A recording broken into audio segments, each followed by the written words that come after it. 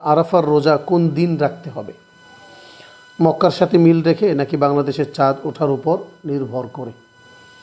এটা বর্তমান সময়ের একটি বিতর্কিত বা একটা আলোচিত একটা জায়গা। কিন্তু মনে রাখতে হবে শত শত বছর ধরে, ১৫০০ বছর ধরে বিষয়টি সমাধান হয়ে এসেছে। কিছু কিছু ভাই নানান কারণে নতুন করে একটা বিতর্ক তৈরি করে দেওয়ার চেষ্টা করেন। এটা আসলে ইসলামের সাথে কোনো ভালো সুফল আনে না। ১৪০০ বছর হয়ে গিয়েছে, এখন এই সমস্ত বিষয়, গুরুত্বপূর্ণ বিষয় সমাধান ছাড়া থাকার কথা নয়। সুতরাং নতুন করে বিতর্ক তৈরি না করে পূর্ববর্তী উলামায়ে কেরামের যে সিদ্ধান্ত রয়েছে সেগুলোর উপর আমল করলেই উম্মতের জন্য সহজ হবে এবং ফায়দাজনক হবে। সেই জায়গা থেকে আমরা যেটা বলবো সেটি হলো, আরাফা দিবস এটা একটা দিনের নাম। আরাফার দিবস বলা হয় সেই দিনকে যার পরের দিন হলো ইয়াউমুন নাহার। ইয়াউমু আরাফা সেই দিন যার পরের দিন ইয়াউমুন নাহার। আরাফার দিবস বা ইয়াউমু আরাফা সেই দিন যেই দিন ইয়াউমুত তাশরিক বা ইয়ামুত তাশরিক যেদিন থেকে শুরু হয়। মুসান্নাফ ইবনে আবি শাইবার মধ্যে এই কথাগুলো পরিষ্কার আছে। সেখানে সাহাবায়ে কেরামকে জিজ্ঞাসা করা হয়েছিল যে ইয়াউমে আরাফা কবে? তখন তিনি বললেন, যেদিন থেকে আমরা তাশরিক তাকবীর শুরু করব সেদিন থেকে ইয়াউমে আরাফা।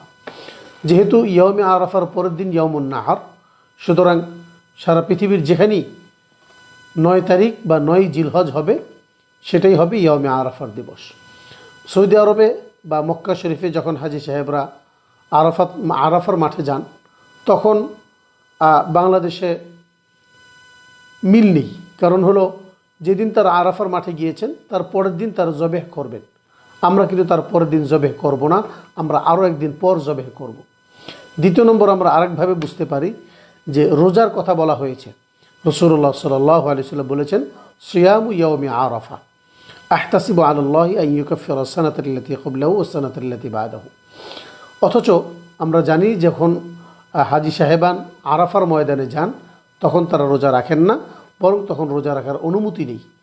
তো রাসূল সাল্লাল্লাহু আলাইহি ওয়াসাল্লাম বলেছেন আরাফার দিবসে রোজা রাখার কথা। এখন যদি যখন হাজি সাহেবরা মক্কায় আরাফার ময়দানে যান সেটাকে সারা পৃথিবীর সবাই আরাফার দিবস হিসেবে গ্রহণ করেন, তাহলে তো রোজার সাথে মিলছে না। এরকম আরও অনেক বিচার বিশ্লেষণ অনুযায়ী এবং বাস্তবিক ব্যবহার অনুযায়ী সাহাবায়ে কেরাম, তাবেঈনে কেরাম, মুজতাহিদিনে কেরাম প্রত্যেকের ব্যবহার অনুযায়ী আমরা যেটা পরিষ্কার বুঝতে পারি সেটা হলো ৯ জিলহজ হলো আরাফার দিবস। সুতরাং রোজা রাখার যে বিষয়টা রয়েছে সেটা ৯ জিলহজ হবে। পৃথিবীর যেখানে যেদিন ৯ জিলহজ সেদিন সেখানে আরাফার দিবসে রোজা রাখবেন, আরবের সাথে মিল রেখে নয়।